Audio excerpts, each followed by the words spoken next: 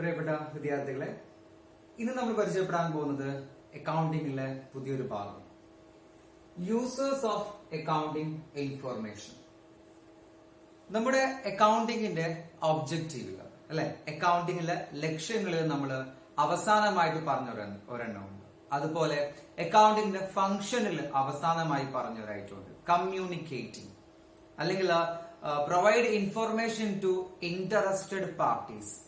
താല്പര്യമുള്ള ആളുകൾക്ക് നമ്മൾ എന്ത് ചെയ്യുക, വിവരങ്ങൾ എത്തിച്ചു കൊടുക്കുക എന്നുള്ള ഓപ്ഷൻ പറഞ്ഞിട്ടുണ്ട്.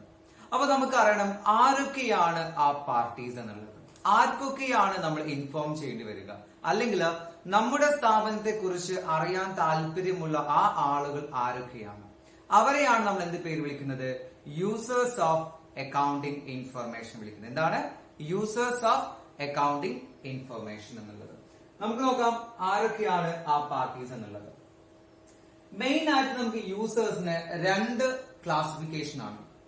യൂസേഴ്സ് ഓഫ് അക്കൗണ്ടിംഗ് ഇൻഫർമേഷൻ എന്താണ്, രണ്ട് ക്ലാസിഫിക്കേഷൻ ആണ്. ഒന്നെന്താണ് ഇന്റേണൽ, എന്താണ് ഇന്റേണൽ യൂസേഴ്സ് ആണ്. അതായത് നമ്മുടെ സ്ഥാപനത്തെ കുറിച്ച് അറിയാൻ താല്പര്യമുള്ളവരാണ്. അവരെന്താണ്, സ്ഥാപനത്തിന് അകത്തുള്ളവരാണ്, ഇന്റേണൽ അല്ലെ. അതായത് കമ്പനിക്ക് ഉള്ളിലുള്ളവരാണ്, അവർക്ക് എന്തറിയണം, കമ്പനിയെ കുറിച്ച് അറിയാൻ താല്പര്യമുണ്ട്. മറ്റൊന്നാണ് എക്സ്റ്റേണൽ എന്ന് പറഞ്ഞാൽ എന്താ, കമ്പനിക്ക് പുറത്തുള്ളവരെന്നാണ് അർത്ഥം. എന്താണ്, കമ്പനിക്ക് പുറത്തുള്ളവരെന്നാണ് അർത്ഥം. ഓക്കെ, അപ്പൊ മെയിൻ ആയിട്ട് യൂസേഴ്സ് നമുക്ക് രണ്ടായിട്ട് ക്ലാസിഫൈ ചെയ്യാം. ഒന്നെന്താണ് ഇന്റേണൽ യൂസേഴ്സ്, മറ്റൊന്നെന്താണ് എക്സ്റ്റേണൽ യൂസേഴ്സ് എന്നുള്ളത്. ഇനി നോക്കാം, ഈ ഇന്റേണൽ യൂസേഴ്സ് എന്ന് പറയുമ്പോൾ ആരൊക്കെയാണ് നമ്മൾ ഇന്റേണൽ യൂസേഴ്സ്, കമ്പനിക്ക് അകത്തുള്ളവർ ആരൊക്കെയാണ്? ഒന്ന് നമുക്കറിയാം, സ്ഥാപനം തുടങ്ങിയ ആള് ആരാണ്, ഓണർ അല്ലെ. അപ്പൊ ഈ ഓണർക്ക് എന്തറിയണം, നമ്മുടെ ബിസിനസിന്റെ ലാഭമോ നഷ്ടമോ അല്ലെങ്കിൽ സാമ്പത്തിക അവസ്ഥ എന്താണ് എന്നുള്ളത് അറിയാൻ താല്പര്യം ഉണ്ടാവും, ആണല്ലോ. ഓക്കെ, അപ്പൊ ഒരു ഇന്റേണൽ യൂസർ ആരാണ്, ഓണർ ആണ്. രണ്ടെന്താണ് മാനേജ്മെന്റ്, അല്ലെങ്കിൽ എന്താണ് മാനേജർ അല്ലെ.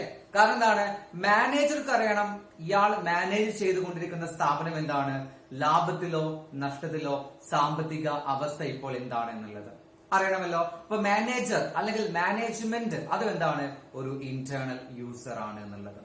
മറ്റൊന്ന് എംപ്ലോയീസ്, സ്ഥാപനത്തിലെ എംപ്ലോയീസ്. കാരണം എന്താണ്, നമ്മുടെ സ്ഥാപനത്തില് ട്രേഡ് യൂണിയനുകൾ ഉണ്ടാവും അല്ലെ, ട്രേഡ് യൂണിയൻ ഉണ്ടാവും. അല്ലെങ്കിൽ നമ്മളെ എംപ്ലോയീസ് എന്ന് പറയുന്നത് താൻ വർക്ക് ചെയ്യുന്ന സ്ഥാപനത്തില് ലാഭത്തിലാണോ നഷ്ടത്തിലാണോ മുന്നോട്ട് പോയിക്കൊണ്ടിരിക്കുന്നത് എന്നുള്ളത്. ഓക്കെ, അപ്പൊ താൻ വർക്ക് ചെയ്തുകൊണ്ടിരിക്കുന്ന ആ ഒരു സ്ഥാപനം നല്ല മെച്ചത്തിലാണോ അല്ലെങ്കിൽ എന്താണ് വീക്ക് ആണോ സ്ട്രോങ് ആണോ, അത്തരം അറിയാൻ ആർക്ക് താല്പര്യം ഉണ്ടായിരിക്കും, എംപ്ലോയീസിനും താല്പര്യം ഉണ്ടായിരിക്കും. അപ്പൊ ഈ മൂന്ന് ആളുകളെയാണ് നമ്മൾ ഏത് ലിസ്റ്റിൽ ഉൾപ്പെടുത്തിയിട്ടുള്ളത്, ഇന്റേണൽ യൂസേഴ്സ്. ക്ലിയർ ആണല്ലോ.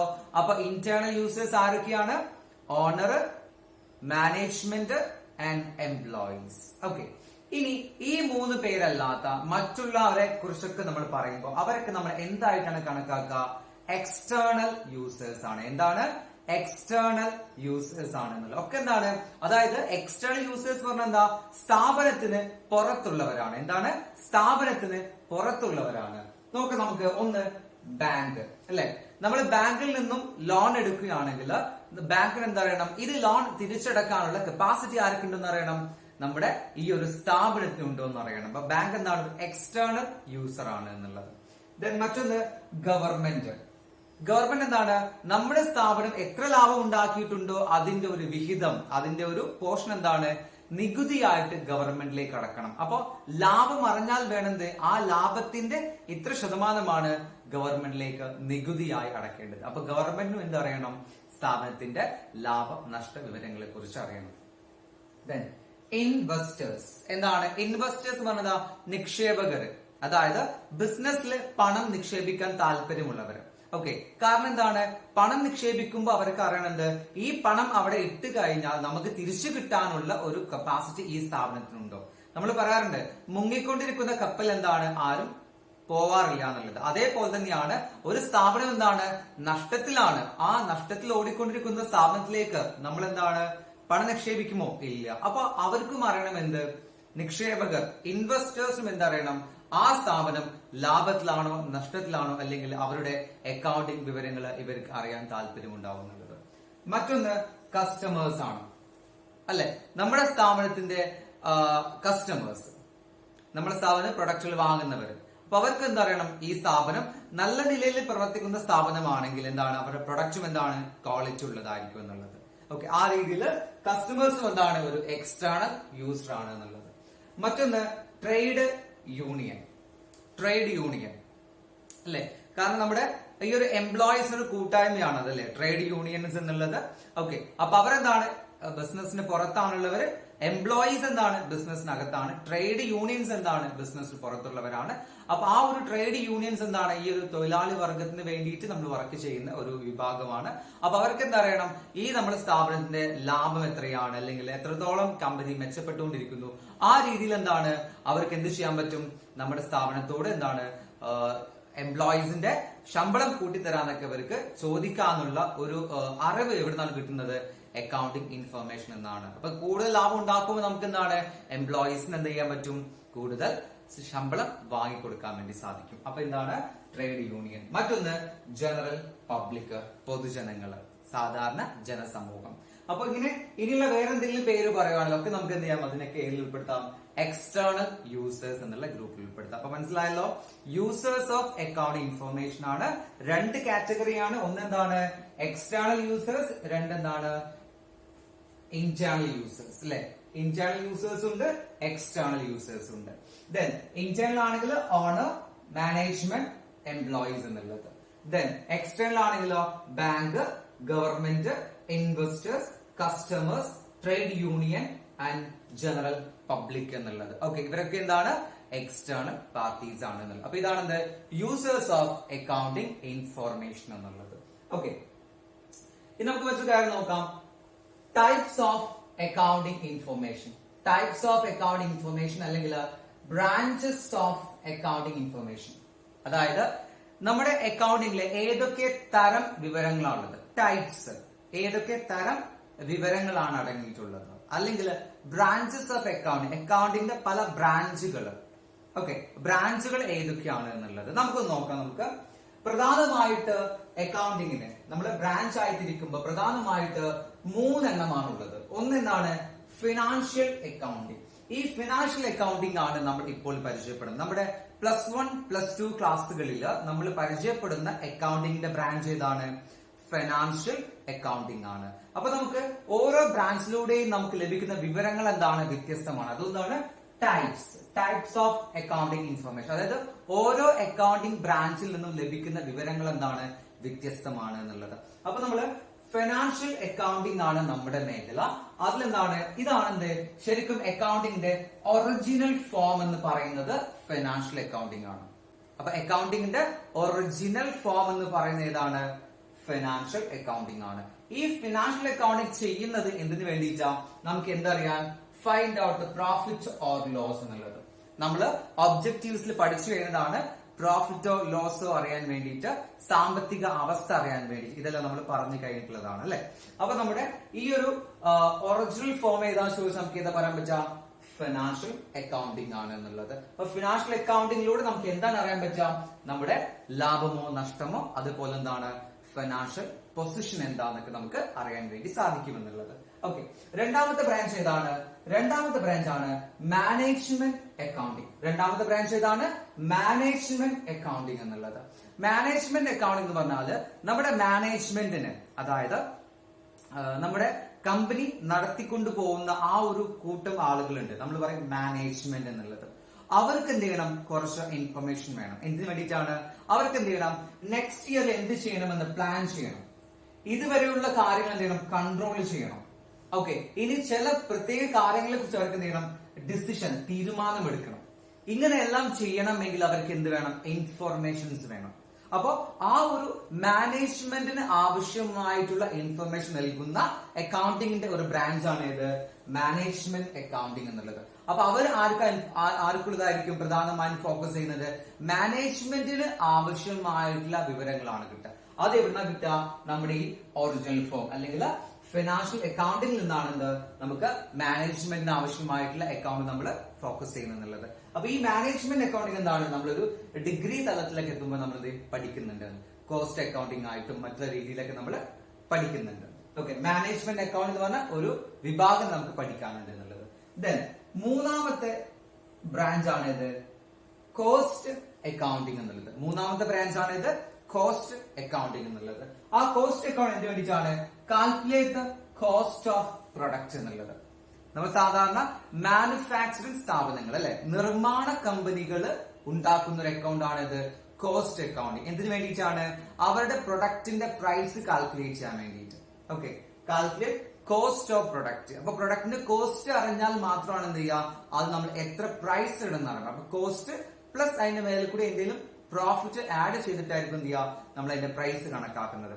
അപ്പൊ നമുക്ക് ആ ഒരു കോസ്റ്റ് അക്കൗണ്ടിങ് പറഞ്ഞ വിഭാഗമുണ്ട്. അതിന് വേണ്ടിയിട്ടാണ് കാൽക്കുലേറ്റ് കോസ്റ്റ് ഓഫ് പ്രൊഡക്റ്റ്. വേറെയും കുറെ വിഭാഗങ്ങൾ നമ്മൾ പറയാറുണ്ട്. പക്ഷെ നമുക്ക് പ്രധാനമായിട്ട് നമ്മുടെ ഈ ഒരു മേഖലയിൽ നമുക്ക് പഠിക്കാനുള്ളത് പ്രധാനമായിട്ടും അക്കൗണ്ടിങ് ബ്രാഞ്ചസ് ആയിട്ടിരിക്കുന്നത് ഈ 3 എണ്ണമാണ്.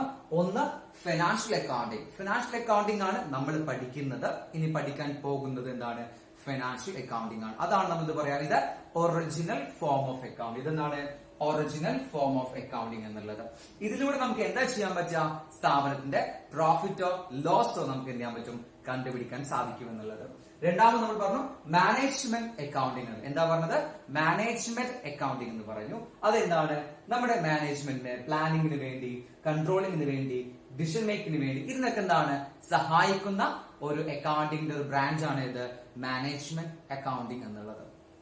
മൂന്നാമത് കോസ്റ്റ് അക്കൗണ്ടിങ് എന്നുള്ളത്. നമ്മുടെ calculate the cost of product. പ്രൊഡക്റ്റിന്റെ കോസ്റ്റ് കാൽക്കുലേറ്റ് ചെയ്യാൻ വേണ്ടി ഉപയോഗിക്കുന്ന ഒരു കോസ്റ്റ് അക്കൗണ്ടിങ് മേഖലയാണ് ഇത് കോസ്റ്റ് അക്കൗണ്ടിങ്. മാനുഫാക്ചറിംഗ് സ്ഥാപനങ്ങളാണ് പൊതുവെ കോസ്റ്റ് അക്കൗണ്ടിങ് എന്ത് ചെയ്യുക, യൂസ് ചെയ്യുക എന്നുള്ളത്. അപ്പൊ ഇതാണെന്ത് നമ്മുടെ ബ്രാഞ്ചസ് ഓഫ് അക്കൗണ്ടിങ്. അപ്പോ മെയിൻ ബ്രാഞ്ചുകൾ, അക്കൗണ്ടിന്റെ മെയിൻ ബ്രാഞ്ച് ഏതൊക്കെയാ ചോദിച്ചാൽ നമ്മൾ ഏതൊക്കെയാ പറയാ? Financial accounting, management accounting, cost accounting. ഈ 3 ബ്രാഞ്ചസ് ഓഫ് അക്കൗണ്ടിങ് എന്നുള്ളത്. ദെൻ അടുത്ത ഭാഗത്തേക്ക് നമുക്ക് പോകാം. അടുത്ത ഭാഗം പറയുന്നത് ക്വാളിറ്റീസ് അല്ലെങ്കിൽ qualitative characteristic of accounting information. Simply പറയുകയാണെങ്കിൽ നമ്മുടെ അക്കൗണ്ടിങ് റിപ്പോർട്ടുകൾക്ക് ഉണ്ടായിരിക്കേണ്ട ക്വാളിറ്റി, നമ്മുടെ അക്കൗണ്ടിങ് റിപ്പോർട്ടുകൾ, അക്കൗണ്ടിങ് റിപ്പോർട്ട്സ്. നമ്മൾ ഒരു റിപ്പോർട്ട് തയ്യാറാക്കുമ്പോൾ നമ്മൾ പറഞ്ഞു അക്കൗണ്ടിങ്ങിന്റെ വിവരങ്ങൾ വെച്ചിട്ടാണ് പല ആളുകളെയും തീരുമാനങ്ങൾ എടുക്കുന്നത്. അപ്പൊ നമ്മുടെ അക്കൗണ്ടിങ് ഇൻഫർമേഷൻ അല്ലെങ്കിൽ നമ്മുടെ അക്കൗണ്ടിങ് റിപ്പോർട്ടുകൾക്ക് ഉണ്ടായിരിക്കേണ്ട ക്വാളിറ്റീസ്, ഗുണങ്ങൾ എന്തൊക്കെയാണെന്നുള്ളതാണ്. അത് നമുക്ക് അറിഞ്ഞിരിക്കണം. എന്തൊക്കെയാണ് ക്വാളിറ്റീസ് വേണ്ടതെന്നുള്ളത് നമുക്ക് നോക്കാം. ഒന്നാമത്തെ ക്വാളിറ്റി വേണ്ടത് റിലയബിലിറ്റി. ഒന്നാമത്തെ റിലയബിലിറ്റി, വിശ്വാസയോഗ്യമായിരിക്കണം. വിശ്വസിക്കാൻ പറ്റുന്ന കാര്യങ്ങളായിരിക്കണം റിപ്പോർട്ട് ചെയ്യേണ്ടത്. എന്താണ് റിലയബിലിറ്റി? എന്താണ് റിലയബിലിറ്റി? വിശ്വാസയോഗ്യമായിരിക്കണം എന്നാണ് പറയുന്നത്. അപ്പൊ വിശ്വസിക്കാൻ പറ്റുന്ന രീതിയിലെ കാര്യങ്ങളാണ് എന്ത് നമ്മളെ അക്കൗണ്ടിങ്ങിൽ റെക്കോർഡ് ചെയ്യേണ്ടത് എന്നുള്ളത്. ഒന്ന് റിലയബിലിറ്റി. രണ്ടാമത്തത് റിലവൻസ്. രണ്ടാമത്തെ ക്വാളിറ്റി ആണെന്ത്? റിലവൻസ്. റിലവൻസ് എന്ന് പറഞ്ഞാല് കൃത്യമായ സമയങ്ങളിൽ എന്നാണ്. ഓക്കെ, കൃത്യമായ സമയങ്ങളിൽ എന്താണ് റിപ്പോർട്ട് ചെയ്തിരിക്കണം. ഓക്കെ, അപ്പൊ നമ്മൾ റിപ്പോർട്ട് ചെയ്യുമ്പോൾ അതെന്തായിരിക്കണം? റെലവന്റ് ആയിരിക്കണം. അതായത് നമുക്കിപ്പോ 2020 മാർച്ചിൽ അവസാനിക്കുമ്പോൾ നമുക്ക് ആ ഒരു സമയത്ത് എന്ത് ചെയ്യണം? റിപ്പോർട്ട് കിട്ടണം. അല്ലാതെ 2020 കാര്യങ്ങള് 2022 21 കിട്ടിയ കാര്യമില്ല. അപ്പൊ അത് റെലവന്റ് ആയിരിക്കണം. അപ്പൊ അത് റെലവന്റ് ഉദ്ദേശിക്കുന്നത് ഓൺ ടൈം ആയിരിക്കണം. കൃത്യമായ സമയങ്ങളിൽ റിപ്പോർട്ട് ചെയ്തിരിക്കണം എന്നാണ് റെലവൻസ് പറയുന്നത്. മൂന്നാമത്തെ ക്വാളിറ്റി ആണ് അണ്ടർസ്റ്റാൻഡബിലിറ്റി. അണ്ടർസ്റ്റാൻഡബിലിറ്റി, അണ്ടർസ്റ്റാൻഡ് ചെയ്യുന്ന പറഞ്ഞാൽ മനസ്സിലാക്കുക. നമുക്കറിയാം അക്കൗണ്ടന്റ് ആണ് അക്കൗണ്ടിലെ കാര്യങ്ങൾ ചെയ്യുന്നത്. പക്ഷെ എന്താണ്, നേരത്തെ കണ്ടു നമ്മള് ധാരാളം യൂസേഴ്സ് ഉണ്ട്, ധാരാളം ഉപയോഗിക്കുന്ന ആളുകളുണ്ട്. അപ്പൊ അവർക്കൊക്കെ എന്ത് ചെയ്യണം? റിപ്പോർട്ട് കാണുമ്പോൾ മനസ്സിലാവണം. അപ്പൊ എല്ലാവർക്കും മനസ്സിലാവുന്ന ആ രീതിയിലായിരിക്കണമെന്ന് റിപ്പോർട്ട് പ്രസിദ്ധീകരിക്കേണ്ടതെന്നുള്ള അണ്ടർസ്റ്റാൻഡബിലിറ്റി, എല്ലാവർക്കും മനസ്സിലാക്കാൻ പറ്റുന്ന രീതിയിലായിരിക്കണം എന്നുള്ളത്. ഇതിന് അവസാനത്തെ 4ാമത്തെ ക്വാളിറ്റി ആണ് കമ്പാരബിലിറ്റി. കമ്പയർ ചെയ്യാന്ന് പറഞ്ഞാൽ താരതമ്യം ചെയ്യാൻ പറ്റുന്ന രീതിയിലായിരിക്കണം. അതായത് നമ്മുടെ സ്ഥാപനത്തിലെ റിപ്പോർട്ടുകൾ തന്നെ എന്ത് ചെയ്യുക? കഴിഞ്ഞ വർഷത്തെ റിപ്പോർട്ടുമായിട്ട് താരതമ്യം ചെയ്യാൻ പറ്റണം. അല്ലെങ്കിലോ നമ്മുടെ അതേ ബിസിനസ് ചെയ്യുന്ന മറ്റൊരു സ്ഥാപനമായിട്ട് നമുക്ക് എന്ത് ചെയ്യാൻ പറ്റണം? താരതമ്യം ചെയ്യാൻ പറ്റണം എന്നുള്ളത്. അപ്പൊ അങ്ങനെ ഒരു കമ്പാരബിലിറ്റിക്ക് കമ്പയർ ചെയ്യാൻ പറ്റുന്ന രീതിയിലായിരിക്കണം നമുക്ക് എന്തുണ്ടാവേണ്ടത്, അക്കൗണ്ടിംഗ് റിപ്പോർട്ടുകൾ ഉണ്ടായിരിക്കേണ്ടത്. അപ്പോ അക്കൗണ്ടിംഗ് റിപ്പോർട്ട് ഉണ്ടായിരിക്കേണ്ട ക്വാളിറ്റേറ്റീവ് ക്യാരക്ടറിസ്റ്റിക് എന്തൊക്കെയാണ്, എന്തൊക്കെ ക്വാളിറ്റീസ് ആണ് അക്കൗണ്ടിംഗ് റിപ്പോർട്ട് ഉണ്ടായിരിക്കേണ്ടത്? എന്തൊക്കെയാണ്? ഒന്ന് റിലയബിലിറ്റി. ഒന്നെന്താണ്? റിലയബിലിറ്റി, വിശ്വാസയോഗ്യമായിരിക്കണം, വിശ്വസിക്കാൻ പറ്റുന്ന കാര്യങ്ങളായിരിക്കണം റിപ്പോർട്ടിൽ ഉണ്ടായിരിക്കേണ്ടത്. മറ്റൊന്ന് റെലവൻസ്, ഓൺ ടൈം, കൃത്യമായ സമയങ്ങളിൽ എന്താണ് റിപ്പോർട്ട് പ്രസിദ്ധീകരിക്കണം. മൂന്ന് അണ്ടർസ്റ്റാൻഡബിലിറ്റി, എല്ലാവർക്കും മനസ്സിലാക്കാൻ പറ്റുന്ന രീതിയിലായിരിക്കണം റിപ്പോർട്ട് നൽകേണ്ടത്. നാലാമത് കമ്പാരബിലിറ്റി, അതെന്ത് ചെയ്യാൻ പറ്റണം, നമുക്ക് താരതമ്യ പഠനത്തിന് വിധേയമാക്കാൻ പറ്റണം, അല്ലെങ്കിൽ താരതമ്യം ചെയ്യാൻ പറ്റുന്ന രീതിയിലായിരിക്കണം. ഇതാണ് പ്രധാനപ്പെട്ട 4 ക്വാളിറ്റീസ്. എന്താണ്? ക്വാളിറ്റീസ് ഓഫ് അക്കൗണ്ടിംഗ് ഇൻഫോർമേഷൻ, അല്ലെങ്കിൽ എന്താണ് ക്വാളിറ്റീസ് ഓഫ് അക്കൗണ്ടിംഗ് റിപ്പോർട്ട്സ്. ഏതൊക്കെ ചോദിച്ചാൽ നമുക്ക് ഏതൊക്കെ പറയാൻ പറ്റാം? Reliability, relevance, understandability, comparability. വിശ്വാസയോഗ്യമാവണം, കൃത്യമായ സമയങ്ങളിലാവണം, മനസ്സിലാക്കാൻ പറ്റുന്ന രീതിയിലാവണം, താരതമ്യം ചെയ്യാൻ പറ്റുന്ന രീതിയിലുമാവണം. ഇതാണ് 4 ക്വാളിറ്റീസ് എന്നുള്ളത്. ഓക്കെ, നമുക്ക് അടുത്ത മേഖല നോക്കാം. അക്കൗണ്ടിംഗ് പ്രോസസ്, അല്ലെ? അക്കൗണ്ടിംഗ് പ്രോസസ് അല്ലെങ്കിൽ അക്കൗണ്ടിംഗ് പ്രക്രിയ എന്ന് പറയുന്നത് എന്തെല്ലാം കാര്യങ്ങളാണ് അക്കൗണ്ടിൽ ഉണ്ടാവുക എന്നുള്ളത്, എന്തെല്ലാം കാര്യങ്ങളാണ് നമ്മൾ ചെയ്യേണ്ടി വരിക എന്നുള്ളത്. നമുക്കറിയാം അക്കൗണ്ടിംഗ് സൈക്കിൾ, അല്ലെങ്കിൽ ഒരു സൈക്കിൾ എന്ന് പറയുമ്പോൾ എന്താ ഉദ്ദേശിക്കുന്നത്, അല്ലെങ്കിൽ അക്കൗണ്ടിംഗ് സൈക്കിൾ അല്ലെങ്കിൽ അക്കൗണ്ടിംഗ് പ്രോസസ് ഒരു പ്രക്രിയയാണ്. അത് ചെയ്തു പോകുന്നു, പിന്നെന്താണ് അതേ പ്രവൃത്തി എന്താണ് ഇത് ആവർത്തിക്കും ചെയ്യും. നമുക്ക് അക്കൗണ്ടിംഗ് പ്രോസസ് അല്ലെങ്കിൽ നമുക്ക് എന്ത് പറയാം, അക്കൗണ്ടിംഗ് സൈക്കിൾ എന്ന് പറയാം. അപ്പൊ എന്താണ്, റിപ്പീറ്റ് ചെയ്തുകൊണ്ടിരിക്കും, ആവർത്തിച്ചുകൊണ്ടേയിരിക്കും. അതായത് നമ്മുടെ ഒരു അക്കൗണ്ടിംഗ് സ്റ്റാർട്ട് ചെയ്യുന്നത്, അക്കൗണ്ടിംഗ് തുടങ്ങുന്നത് എന്താണ്, ഒരു സ്റ്റാർട്ട് ചെയ്യുന്ന എപ്പോഴാണ്, നമ്മള് ട്രാൻസാക്ഷൻ, ഇടപാട് സംഭവിക്കുമ്പോഴാണ്. ഒരു ട്രാൻസാക്ഷൻ സംഭവിക്കുമ്പോഴാണ് എന്തുണ്ടാവുന്നത്, അക്കൗണ്ടിംഗ് സ്റ്റാർട്ട് ചെയ്യുന്നത്. ട്രാൻസാക്ഷൻ നടക്കുമ്പോഴാണ് അക്കൗണ്ടിംഗിലെ രേഖകൾ നമ്മൾ സ്റ്റാർട്ട് ചെയ്യുന്നത്. അതായത് ഇടപാട് എന്ന് പറയുമ്പോൾ എന്താവാം, നമ്മൾ പർച്ചേസ് ചെയ്യുന്നത്, അല്ലെ? എന്തോ ഒരു സാധനം വാങ്ങിച്ചു, ഒരു കമ്പ്യൂട്ടർ വാങ്ങിച്ചു, എന്താണ്, അതൊരു ട്രാൻസാക്ഷൻ ആണ്. നമ്മള് കറണ്ട് ബില്ല് അടച്ചു, അതെന്താണ്, അതൊരു ട്രാൻസാക്ഷൻ ആണ്. നമ്മുടെ കൈവശമുള്ള സാധനങ്ങൾ വിറ്റു, സെയിൽ ചെയ്തു, അതെന്താണ്, അതൊരു ട്രാൻസാക്ഷൻ ആണ്. എംപ്ലോയീസിന് സാലറി കൊടുത്തു, അതൊരു ട്രാൻസാക്ഷൻ ആണ്. റൂമിന്റെ വാടക, റെന്റ് കൊടുക്കുന്നു, അതൊരു ട്രാൻസാക്ഷൻ ആണ്. വിറ്റ സാധനങ്ങൾ തിരിച്ചു വന്നു, സെയിൽസ് റിട്ടേൺ വന്നു, അതെന്താണ്, ട്രാൻസാക്ഷൻ ആണ്. അപ്പൊ അങ്ങനെ ഒരു ട്രാൻസാക്ഷൻ നടന്നു കഴിഞ്ഞാൽ നമ്മുടെ അക്കൗണ്ട് ആരംഭിച്ചു. ആ കാര്യങ്ങൾ നമ്മൾ ആദ്യം എന്ത് ചെയ്യണം, റെക്കോർഡിംഗ്. അപ്പൊ എന്ത് ഇടപാട് നടന്നാലും റെക്കോർഡ് ചെയ്യണം. അതാണ് നമ്മൾ അക്കൗണ്ടിന്റെ ഫംഗ്ഷൻ എഴുതിയപ്പോ ആദ്യം ആദ്യത്തെ ഫംഗ്ഷൻ എന്താണ്, റെക്കോർഡിംഗ്, രേഖപ്പെടുത്തി വെക്കുക എന്നാൽ എഴുതി വെക്കുക എന്നുള്ളത്. ആ എഴുതി വെക്കുന്ന ബുക്കിനെ, അത് ഏത് ബുക്കിലാണോ എഴുതി വെക്കുക ആ ബുക്കിനെ വിളിക്കുന്ന പേരാണ് എന്ത്, ജേർണൽ എന്നുള്ളത്. നമുക്കറിയാം എഴുതി വെക്കണം, നമുക്കറിയാം ഏത് ബുക്കിൽ എഴുതി വെക്കുക, ജേർണൽ. ജേർണലിലാണ് നമ്മളത് എഴുതി വെക്കേണ്ടത് എന്നുള്ളത്. ഓക്കെ, അങ്ങനെ റെക്കോർഡിംഗ് ചെയ്ത് കഴിഞ്ഞാൽ അവിടെ കൊണ്ട് നമ്മളെ പരിപാടി തീരുന്നുണ്ടോ, ഇല്ല. ആ ജേർണൽ ചെയ്ത് കഴിഞ്ഞാൽ അടുത്ത സ്റ്റേജിലേക്ക് പോകും. അടുത്ത സ്റ്റേജ് എന്താണ്, ക്ലാസിഫൈങ്. എന്ത് ചെയ്യാ, തരം തിരിക്കുക. നമ്മുടെ ഇതില് റെക്കോർഡ് ചെയ്ത കാര്യങ്ങൾ മിക്സ് ആയിട്ടാണ്, എല്ലാതും ഉണ്ടാവും. നമ്മുടെ വരുമാനം ഉണ്ടാവും, ചെലവും ഉണ്ടാവും, നമ്മുടെ ആസ്തികൾ ഉണ്ടാവും, നമ്മുടെ ബാധ്യതകൾ ഉണ്ടാവും, എല്ലാം ഉണ്ടാവും, മിക്സ് ആയിട്ട് കിടക്കുക. കാരണം ഒരു ഡേറ്റ് ക്രമത്തിൽ ഇങ്ങനെ നടന്നു പോകുന്നില്ല. 1-ാം തീയതി എന്താണ്, നമുക്ക് ചെലവുണ്ടായിട്ടുണ്ടാവും. 2-ാം തീയതി വരുമാനം ഉണ്ടായിട്ടുണ്ടാവും. 3-ാം തീയതി 4 ഒന്നും ഉണ്ടായിട്ടുണ്ടാവില്ല. 4-ാം തീയതി വീണ്ടും വരുമാനം ഉണ്ടായിട്ടുണ്ടാവും. അപ്പൊ അതൊക്കെ മിക്സ് ആയിട്ട് കിടക്കുന്നത്. അപ്പൊ നമ്മൾ എന്ത് ചെയ്യുക, അതിനൊന്ന് ക്ലാസിഫൈ ചെയ്യുക, തരം തിരിച്ചെഴുതുക. എക്സ്പെൻസുകൾ നമ്മൾ വേറെ മാറ്റി എഴുതി, ഇൻകംസിന് വരുമാനം വേറെ മാറ്റി എഴുതി, അസറ്റുകൾ ആസ്തികൾ ഏതൊക്കെയാണ് അത് മാറ്റി എഴുതി, ബാധ്യതകൾ ഏതൊക്കെയാണ് അത് മാറ്റി എഴുതി. ഇങ്ങനെ എന്താണ്, അല്ലെങ്കിൽ ബാങ്കിന്റെ ഇടപാട് ഏതാണ് അത് മാറ്റി എഴുതി, ക്യാഷ് ഇടപാടിൽ ഏതൊക്കെയാണ് അത് മാറ്റി എഴുതി. ഇങ്ങനെ നമ്മൾ എന്താണ്, അതിനെ ക്ലാസിഫൈ ചെയ്യുന്നു, തരം തിരിച്ച് നമ്മൾ എഴുതുന്നു എന്നുള്ളത്. ആ തരം തിരിച്ചെഴുതുന്ന ആ പുസ്തകത്തെ വിളിക്കുന്ന പേരാണ് എന്ത്, ലെഡ്ജർ എന്നുള്ളത്. അപ്പൊ ആദ്യം പഠിച്ച ബുക്കിന്റെ പേരെന്താണ്, ജേർണൽ. റെക്കോർഡ് ചെയ്ത് വെക്കുന്ന പുസ്തകത്തിന്റെ പേരെന്തായിരുന്നു, ജേർണൽ. ദെൻ ക്ലാസിഫൈ ചെയ്യുന്ന ബുക്കിന്റെ പേരെന്താണ്, ലെഡ്ജർ എന്നുള്ളത്. അപ്പൊ ലെഡ്ജറിലാണ് നമ്മൾ ക്ലാസിഫൈ ചെയ്യുക. അങ്ങനെ നമ്മൾ ക്ലാസിഫൈ ചെയ്ത് കഴിഞ്ഞാൽ നമ്മളെ പരിപാടി തീരുന്നുണ്ടോ, ഇല്ല. ആ ക്ലാസിഫൈ ചെയ്ത് കഴിഞ്ഞാൽ അടുത്ത് തയ്യാറാക്കേണ്ടതാണ് ട്രയൽ ബാലൻസ് എന്നുള്ളത്. ട്രയൽ ബാലൻസ്, ഇതൊക്കെ നമ്മൾ ഓരോന്നായി നമ്മൾ സെപ്പറേറ്റ് ചാപ്റ്റേഴ്സ് ആയി നമ്മൾ പഠിക്കുന്നുണ്ട്. ഇപ്പൊ നമ്മൾ ആ പേരുകൾ നമ്മൾ ഓർത്ത് വെക്കുക. Trial balance. ട്രയൽ ബാലൻസ് ചെയ്ത് കഴിഞ്ഞാൽ അടുത്ത് നമ്മൾ ചെയ്യുന്നത് ട്രേഡിംഗ് അക്കൗണ്ട് എന്ന് പറഞ്ഞ ഒരു അക്കൗണ്ട് ഉണ്ടാക്കുന്നു. അതുപോലെ അത് കഴിഞ്ഞാൽ പ്രോഫിറ്റ് ആൻഡ് ലോസ് അക്കൗണ്ട് കൊണ്ട് മറ്റൊരു അക്കൗണ്ട് ഉണ്ടാക്കുന്നു. അതിനുശേഷം എന്താണ് ബാലൻസ് ഷീറ്റ് ഉണ്ടാക്കുന്നു. ഈ ബാലൻസ് ഷീറ്റ് ഉണ്ടാക്കുന്നതോട് കൂടി എന്താണ് ആ വർഷത്തെ അക്കൗണ്ടിംഗ് റിപ്പോർട്ട് നമ്മൾ അവസാനിക്കുന്നു എന്നുള്ളത്. വേറെ റിപ്പോർട്ടുകളിൽ പ്രധാനമായിട്ട് ഈ റിപ്പോർട്ടാണ്.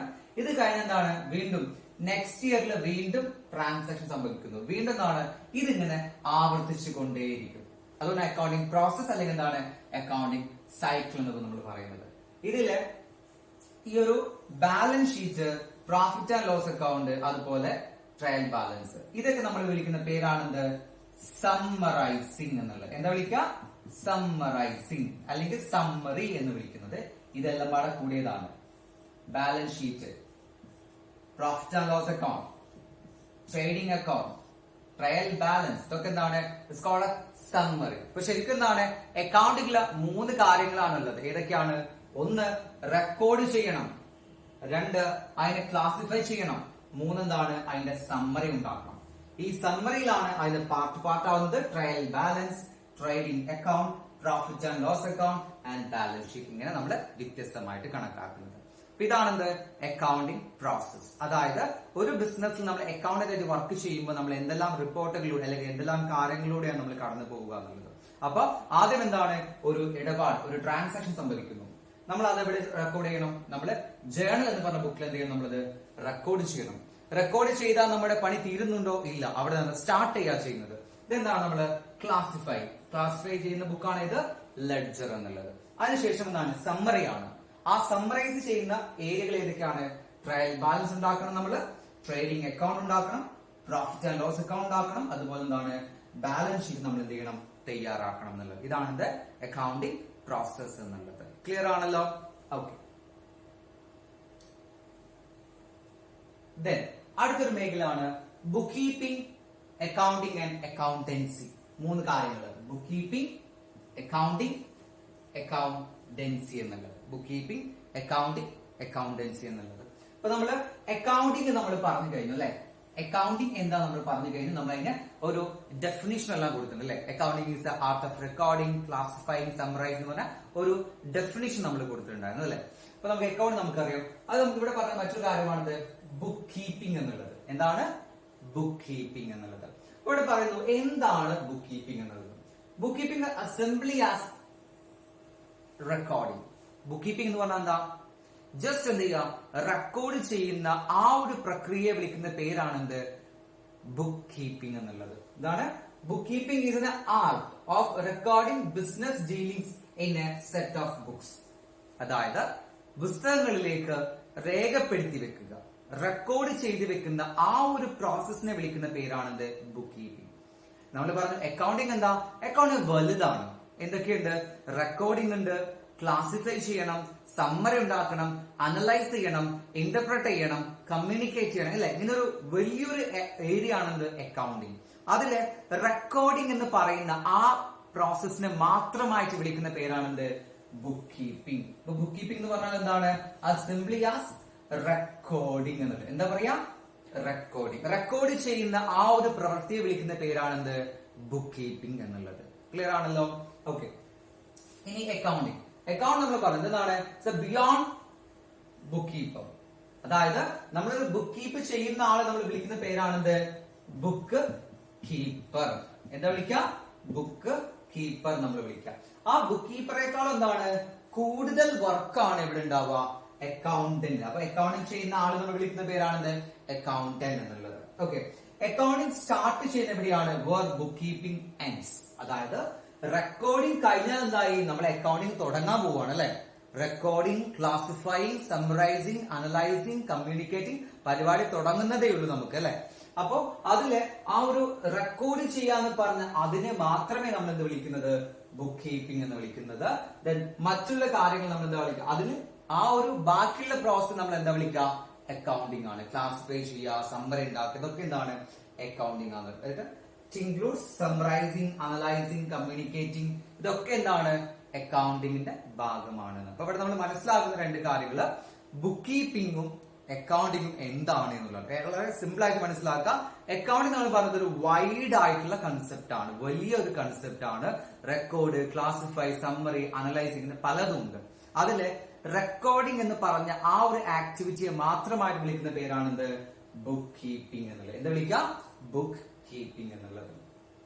Then നെക്സ്റ്റ്, ഇപ്പൊ നമുക്ക് അറിയേണ്ട മറ്റൊരു കാര്യമാണ് difference between book keeping and accounting. ഇപ്പൊ നമ്മൾ പറഞ്ഞു ബുക്ക് കീപ്പിംഗും അക്കൗണ്ടിങ്ങും നമ്മൾ ഒന്നാന്ന് പറഞ്ഞു. സോറി, അതിന്റെ ഒരു മീനിങ് നമ്മൾ പറഞ്ഞു. റെക്കോർഡിംഗ് മാത്രമാണ് അക്കൗണ്ടിംഗ് വലിയ മേഖല. അപ്പൊ നമ്മൾ ചോദിക്കുന്ന ഒരു ചോദ്യമാണ് ബുക്ക് കീപ്പിംഗും അക്കൗണ്ടിങ്ങും തമ്മിലുള്ള വ്യത്യാസം. ബുക്ക് കീപ്പിംഗും അക്കൗണ്ടിങ്ങും തമ്മിലുള്ള വ്യത്യാസം എന്താണെന്നുള്ളത് വളരെ സിമ്പിൾ ആയി നമുക്ക് മനസ്സിലാക്കാൻ പറ്റും. ഒന്ന്, ഇത് റെക്കോർഡിംഗ് മാത്രമാണ് അല്ലെ. ബുക്ക് കീപ്പിംഗ് എന്താണ്? റെക്കോർഡിംഗ് മാത്രമാണ്. ഇതാണെങ്കിലോ recording, classifying, summarising, analysing, preparing financial statement. വലിയ ഒരു മേഖലയാണ് അല്ലെ.